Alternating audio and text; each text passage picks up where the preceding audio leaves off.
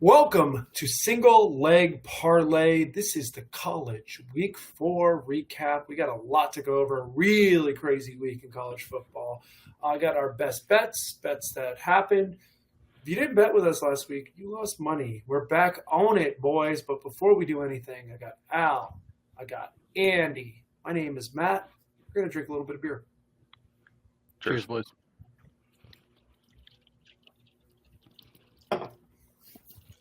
Really interesting week. Let's go through the review before we do anything. TikTok, we didn't do a TikTok, so no record there. Pod best bets 1 and 2, not the hottest one there, but the money line plays were fire. 5-0 from Al and Andy, hitting you with those gems to make sure you got your money. Overall, as a team, we were 29-17. That's 63%. That's retirement money. So kudos to the boys as a collective for getting it across the line. Let's start off with the bad. As far as individual performances, I did not do great. I was 44%, 4-5. I blame Baylor for giving up a Hail Mary from me having a winning week, and that sucked. But really good game there. Al was 50%, tipped the dealer, had some fun, got out of there clean, kept most of his money in his pocket. But Andy with an absolute banger, 8-3, 73% for the week. Tough to beat that. It's really tough. Oh, you would think. You would fucking think. Not impossible, though. Danny has been on a heater this year. He is at 79% for the week. 11-3. God damn. 34-19, 64% winning record for the entire season. Pretty damn good. So, got the legwork out of the way. Turn the page, new week, and we've got some games to talk about. But let's talk about what happened last week even still. We're going to give out our awards. Let's start off with the most impressive award. Andy, who were you most impressed with this week? So this is going to sound funny when I say it, but I was most impressed with UConn. And you ask, why was I impressed with UConn? Well, they won 48-14, and they did that against Florida Atlantic. And I know Florida Atlantic is not good. They're 1-3. Their only win came against Florida Worldwide. But if you think about UConn the last couple of years, them beating anyone in Division I college football, 48-14, is a big deal. And so for that, UConn, I feel like they have a little bit turned a corner. They're no longer in the conversation for the absolute worst dog shit of college football. UConn was my most impressive. Yeah, Jim Mora's got those boys barking, man, and Jim Mora has them turned around. No, there was a while when we used to joke on this podcast when we talked about UConn UMass being the game of the century, sarcastically, because they were both so awful that we wanted to go live broadcast from there to really enjoy it. Al, did you have something on this? I was just going to say that it speaks to the quality of the games, the college football slate this past week. That the most impressive thing you watched was UConn winning a game. Not exactly a slate full of heaters, but there were games to be had here and there. So I'm glad that you got to enjoy a UConn route, a reverse UConn route. UConn did beat a college football team by 34 points. I don't think we can overstep that. I'm going to have to back Andy here because that is only a couple years ago. They weren't beating anyone by 34 points. I assume also that you picked UConn strictly because you do not allow yourself to pick your own team. So I will do that for you. My most impressive team this week was Illinois. I think, what was the spread? Just over 7 on that one? They were 7-point dogs. It was Nebraska. I think it closed almost 10. It was like 9.5. Okay. Yeah. And so they went out and they said, screw that. Let's go win the whole damn thing. And then Dylan Raiola did that wonderful pull a rabbit out of the hat in overtime. And, it's not a rabbit you were reaching down for. I think fourth and goal from midfield is usually not a great place. Not a great place to be in overtime. Yeah, that was impressive Illinois showing. So hats What off I to was your most Illini. impressed with, they made Dylan Raiola look bad in the second half. So the adjustments were made really well. Where you could kind of see the difference between Altmaier, who's like a fifth-year senior, and Dylan Raiola, who's a freshman. Raiola's gonna be really good. Like everything I saw there was really good, but Illinois mixed up the pressure on him a little bit, and it was over. Right? He was stressed. He was under constant pressure. Illinois did a really good job in the transfer portal, was kind of my takeaway, because they lost a lot of good talent and they look loaded on the lines. They look really, really solid. They protected Altmaier enough. I got nothing but credit. Like Illinois was a better team, just in general. Altmaier was the better quarterback. Like there's nothing to say negative, and that's a tough environment to win. For sure. Do they have Chicago-style dogs and Italian beefs down in Champaign, or that's too far? They do. They do, yeah. Okay. Malort country, or Not in my experience. I mean, I'm sure they have it. I'm sure it's available, but no, that was not part of my college experience. my most impressive team, and I could do this as the Kaiser Soze's way as well, was BYU. I'm going to let you know that it was. This game kicked off at 10. I saw the number looked a little sketchy at first. Kansas State was up 6-0, so I was like, all right, they'll probably take it at home from here. No. BYU beat Kansas State 38-9. They beat them on special teams with the punt return. They forced fumbles on Avery Johnson and returned them for touchdowns. They beat them in every single capacity. BYU's 4-0, guys. Watch out. Watch out. This is the first time BYU's been 4-0 since 2012. They're looking really, really solid in a wide open Big 12. This was not the game I was expecting to be the upset. An upset by winning by 29 points was crazy on a team, Kansas State, that looked really great the week before. So Big 12 is going to be super fun is my takeaway, I guess, but this one was weird. Yeah, I mean, I doubt BYU ends up among the top teams in the Big 12, but they're certainly there at the moment. Yeah, most impressive as a singular unit for sure. Let's do Kaiser Soze's. Al, do you want to go first? Yeah, so I was trying to think of a suspect team, and granted, this is a team who was off this past week, but they've got quite a matchup ahead of them this week. So I'm going with the Georgia Bulldogs. Their last time we saw them on the football field, they were eking out a win over Kentucky. They're going to be going into Alabama as small favorites. They depend on the run to sort of guide their offense and sort of set a baseline, and Bama's got a defense that can shut that down. So it's going to be Carson Beck throwing against a talented Bama secondary. So am I putting Georgia on upset alert? Yes, I am. That's it. Yeah. So, You know what's interesting? You're right. Georgia is a really run-first team, and Alabama's really good at stopping the run. But they are more susceptible on the pass. Everything I've seen from Georgia this year is I've taken two takeaways, and they're both white. Carson Beck misses Lad McConkey, and Carson Beck misses Brock Bowers, because those were kind of like in money down situations. He knew he could find them. He hasn't been able to find that yet, and he puts himself in really awkward situations. Now, they're super talented. Do not get it twisted. Like, Georgia is as good as it gets. yeah. But you could see that Carson Beck doesn't feel nearly as comfortable in the passing game, and he's going to have to be really good in the passing game for this game to go Georgia's way for sure. And he can be, but it's oh yeah, he can be. It's gonna I mean there's not many losable games on Georgia's schedule when they have the talent they have, but this is one of them. And it's also important to note it's September 23, right?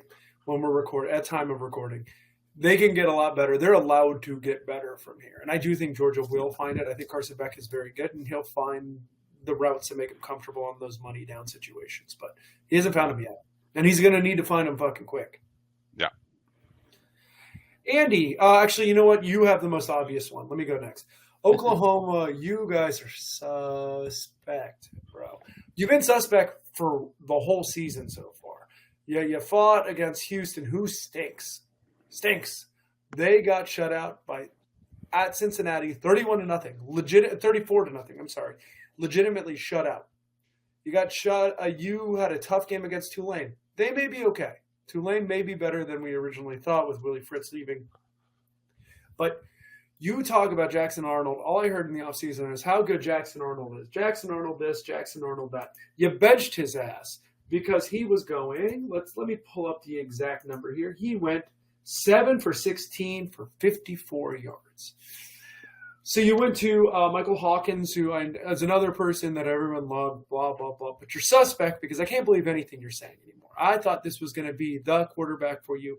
And I think it's more of a product of your offensive line being tough, not being very good, and you went against a great defensive line in Tennessee. But Oklahoma, you got to figure this shit out. If not, Venables is going to be working the sidelines for Dabo again, and nobody want that. I don't want that at all. So. I've been trying to workshop a Bob Stoops to Bob Poops reference in terms of the coach switch there. I think you got it. I didn't come up with a very good one. All right. Andy, who was your Kaiser Soze? Definitely the most Kaiser Soze of the week. The most suspect was North Carolina. You can't lose at home by that much. I know James Madison is actually decent, but they were down by more than 30 at halftime at home. You can't do that. You can't do that. That's they hung 53 points on them at half. Mm-hmm. Something like that. You don't give up 53 points in 2 quarters of football without getting on this list. Yeah, it was 53-21 at halftime. Yeah. Mac Brown's bad. Can we just say it? I'm happy he's had a great career. You gotta go, dude. If North Carolina was serious about college football at all, they would have fired his ass because all he does is lose as a ranked team against unranked teams and underperform. And don't forget he's had incredible quarterbacks at his time there. Drake May, Trubisky. He's had really highly recruited quarterbacks there. And he can't do shit with them. He barely wins 8 games.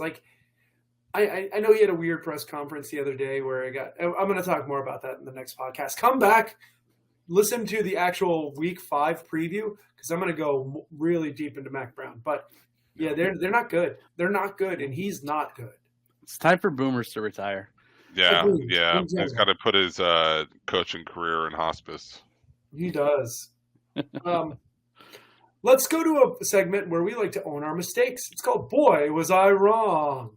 Al, how were you wrong this week? Oh, so you may recall I placed a wager on NC State plus 20.5. I thought, almost 3 touchdowns against Clemson. That seems like too many points. It was not too many points. It was not nearly enough points. They got the brakes beaten off of them. And so bad that I think Clemson might actually be really good. I think they're hanging 40, 50 points a game on their opponents. Granted, this was probably their stiffest test to date. Obviously, aside from the Georgia game, right? Did they play Georgia? Yeah. So,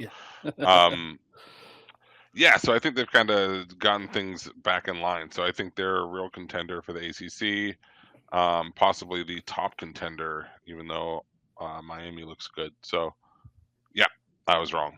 NC State could not hang. For sure.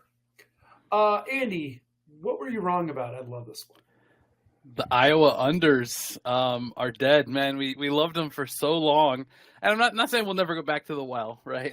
But we're going to have to pick our spots. I don't think it's any longer just a blind betting of Iowa unders, no matter who they're playing, no matter what the under is.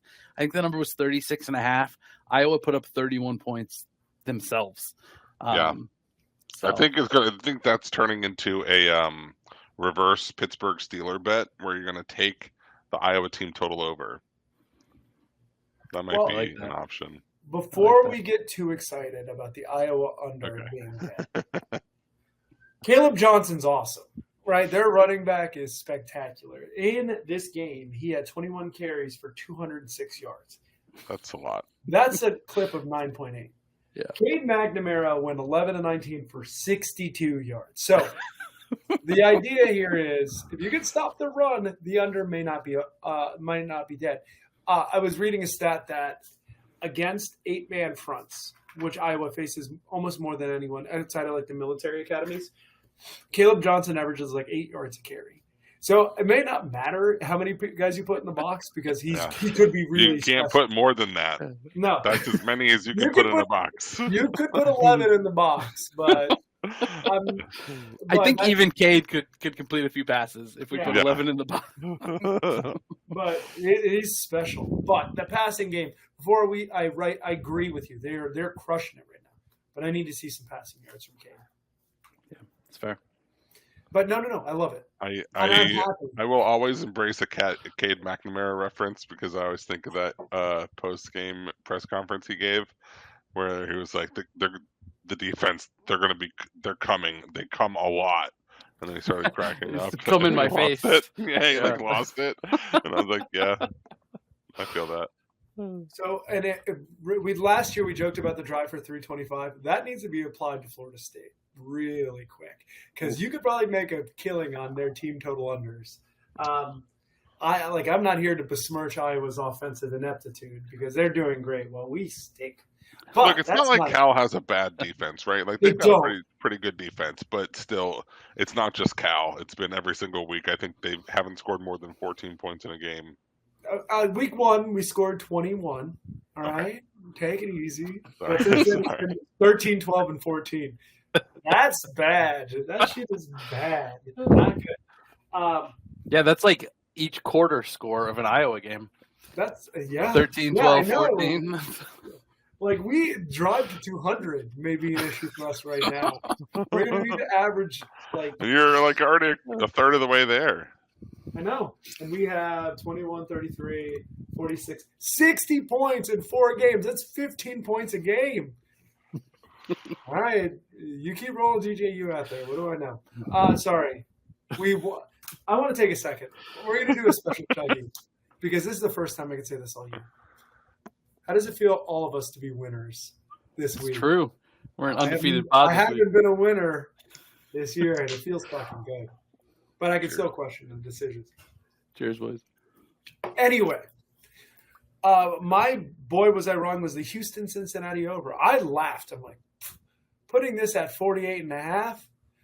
There's no way this will go wrong. And I think it was my favorite bet of the week, maybe, because I was like, this is just like easy money. Well, Houston scored 0. Cincinnati did their part. They scored 30. They sure did. They tried to get there. But 0 ain't going to do it. Yeah. 0 It's tough to hit a total by yourself. So we like to celebrate the week that was by going through awards and recipients to really shine a light on the team or the player that impressed you the most. And I'm going to start off with Andy here. Andy, who is your award or recipient of the week? Yeah, so I'm going to split my award. There's a tie for this one. The award is the 2 Top 25 Wins Award. I don't know if you guys know this, but there are 2 college football teams that have 2 wins against top 25 teams. Anybody care to take a guess at who those 2 teams are? Oh, I think I know who one is. I'm guessing Illinois is one. Yeah, right. That's right. That's right. Tennessee and Illinois are the only 2 teams in the country that have 2 wins against top 25 opponents. Now, both of the teams that lost to Illinois then immediately dropped out of the top 25, but that's not the point. So 2 Top 25 Wins award goes to Tennessee and to Illinois. I think that you ruined Kansas. That game actually broke Kansas in general because them losing in the backyard brawl, I know it was a good game, but they've fallen apart. That team has fallen. Lance Leipold is now suspect. He should be the Kaiser Soze. From someone we celebrated last year to someone who is suspect. Yeah. But I like that one. Al, who you got? Yeah, so my award is the cool as a cucumber.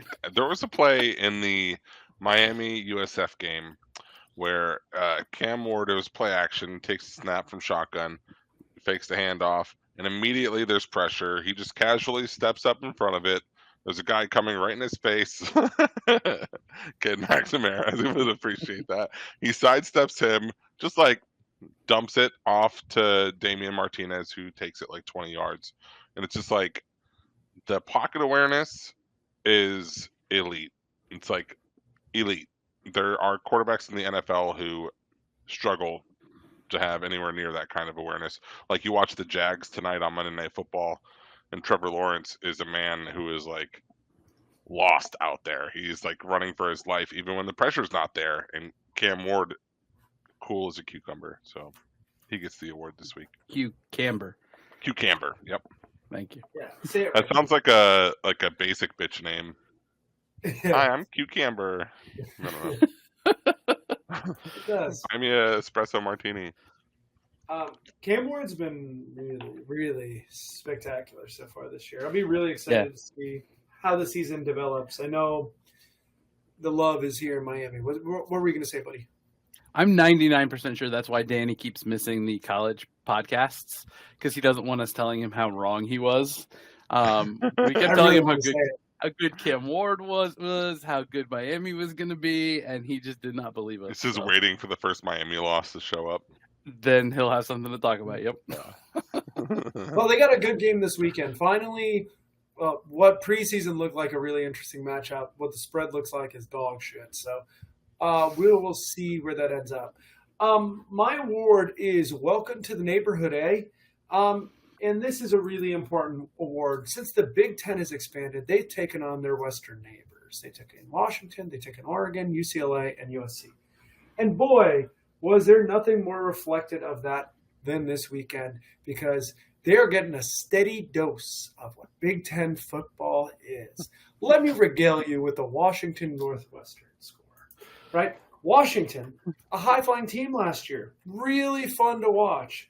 They get into the Big Ten, and they're stuck in a 24-5 game against Northwestern at home. Boy, that shit sounds Big Ten as fuck, huh? Or you got USC going to the big house, the actual big house in Michigan, and them struggling to throw the ball, struggling to run the ball. They're getting defense to death. They're getting punted to death. And they lose instead of being a high-flying Pac-12 team. Welcome to the Big Ten neighborhood, boys. Actually, I think Florida State's perfect for it. We're ready. Defense can't score 12 points. That's the thing. Yeah, you guys thought you were already in the Big Ten. Sorry, we already have an Iowa. All right. Yeah, we don't need another dog shit team that can't score. We have Northwestern and we have Iowa. We're good enough. Moving to the Big Ten is like getting in a fist fight with an oak tree. It's like they're not going to land many punches, but you're not going to knock them down. Yeah, you can wear yourself out punching them in the face, for sure. But yes, welcome to the Big Ten, to USC and Washington, because that 24-5 game that's only available in the Big Ten. Teams only score 5 points in the Big Ten. No. When I saw that score, for that. I thought it was a baseball score. I thought someone had just like a heater and someone gave up 5 runs. I could not believe it was 24-5. I laughed. I don't really have any other notes except someone else that I was going to put on the Kaiser Soze list is Missouri. I think we need to take a very close eye because they fought. The score is more intense than the game was in the Missouri-Boston College game. Boston College was up most of that game. They had to pull away at the end. Vandy, they had a fist fight. They had a fight. So I don't know if Vandy's good. I don't know if Boston College is good. I don't know if Missouri is bad or they're just suspect. I don't know if you guys have a dog in this fight or if you care. But if you do, let me know right now. Go ahead, Al. Luther Burden. That's it. He's good. Yeah, he's good, so they are good. Yeah, I mean, they definitely haven't lived up to what I thought they could be before the season started. But at the same time, college football, you escape with the win. It doesn't really matter. So if they can get it together, I mean, they're in the SEC, right? So they're not winning the SEC regardless. No. But yeah. Yeah, doesn't matter how ugly you win. A win is a win. Doesn't matter how close you lose. A loss is a loss, and they don't have one. I'll say this about Bill O'Brien. What if him taking over the Houston Texans was all just a ploy to garner respect so that he could run the kind of program he wanted to run in college? Like his sights were always on being a college football coach, and he just went to the Texans to like gain respect so he could build out the roster. And did he gain respect? He was like the worst GM in the history of the NFL.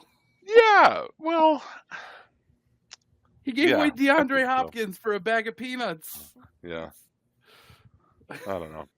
I don't understand. Not a good one. Do I you guess. think the Boston College job is a step up from the Houston Texans job? No, I think It is when Bill O'Brien. to Bill O'Brien it is. He is a The Northeastern the guy. stakes are so lower. The money is as good, or probably, maybe, I don't know. Not money nearly. is good. No. And the NFL, No way he makes as much at Boston College. I'm gonna look this up. Okay. Listen to the next episode. Listen, The first thing I'm gonna say is how much Bill O'Brien. Oh, it's a private school. Damn it! I can't give you the contract numbers, but I'm gonna See, postulate. I told I'm gonna you. do a lot I of definitely billing. didn't just make this up the second I saw Boston College on the notes. No, I've I been know. pondering, stewing over this one for weeks. Yeah, he's got it. I'm going to start the next podcast, with how much I think Bill O'Brien is making per year at Boston College. That'll be a little Easter egg. So make sure you listen to the Week 5 preview, because that'll be the first thing I say. I got nothing else. You boys want to talk about anything else? It was a fun week. Oh, we should talk about it. That Colorado Baylor game kicked ass. Baylor, I thought, was going to fucking shit all over Colorado, because as much as I do like to make fun of Dave Aranda being fired, he's a really good defensive mind, and Colorado's got a bit of a wagon as far as the passing game. I did not expect the game to end like that. That was friggin' awesome. I thought Colorado was dead to rights on that last play, and credit to Shador, credit to Coach Prime, credit to someone, because it was fucking awesome. Andy, did you get your eyes on it? I did. I was watching. I thought it was over. You throw the Hail Mary because that's what you do, but, you don't really expect it to connect. It was fun. They used Travis Hunter as a decoy on the Hail Mary, which is, I will say, that's some chess, not checkers, because I thought I was for sure going to him, right? He's got incredible hands. He's exceptional. Yeah. It was awesome. It was a great ending of the game, even though it made me lose my bet and made me have a losing week, and I don't like that as much. Anything else, boys? Yeah, I think I might have been right. Okay, we'll pick this up. Listen to the Week 5 preview, because we're going to start with exactly an argument about Bill O'Brien, how he tanked the Houston job so he could end up at Boston College 5 years ago, because that's what he was trying to do. For Matt, for Al, for Andy, please go to singlelegparlay.com, subscribe, do all this stuff. We're giving you heaters. Did you guys hear? 63% last week. And that shit just slides in your inbox. You don't have to do anything. All you have to do is open your email and be like, oh, I should place 46 bets today. All you have to do is look up Danny and see which place he's on and just tell those. Just get to place 46 bets. Your wife won't care. Your husband won't care. It's only money. Don't worry about the groceries. Make sure you put down $4,600 in bets, so that you can at least turn a profit, because everyone likes more money, right? But so subscribe, go to TikTok, make sure you're following Andy or Single Leg Parlay. Andy's been absolutely killing it with the content there. And cheers. Cheers.